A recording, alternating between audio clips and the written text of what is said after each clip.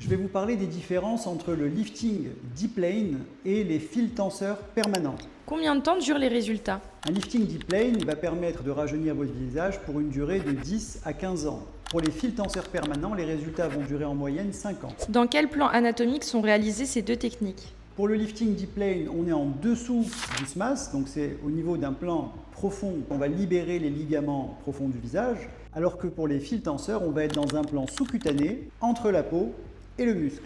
Quel type d'anesthésie? Pour les fils tenseurs permanents, c'est réalisé sous anesthésie locale au cabinet médical. Pour le lifting deep lane, c'est réalisé au bloc opératoire sous anesthésie générale. Combien de temps dure la récupération? La récupération est à peu près similaire dans les deux techniques. Vous serez présentable au bout de 15 jours. Quel est le patient idéal? Pour le lifting deep lane, on va corriger les 3 compartiments du visage, c'est-à-dire le muscle, la graisse et la peau. Donc le patient idéal, c'est celui qui a un relâchement du muscle, qui a une ptose des compartiments graisseux et qui a un excès de peau.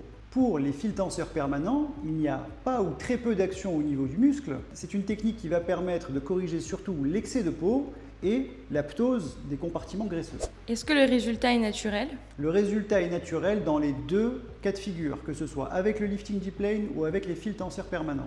Combien ça coûte? Pour les fils tenseurs permanents, le tarif moyen varie entre 8 et 10 000 euros. Pour le lifting deep lane, en moyenne, c'est 20 000 euros. Quelles sont les complications spécifiques? Pour le lifting deep lane, la complication qu'on évite à tout prix, c'est une lésion du nerf facial.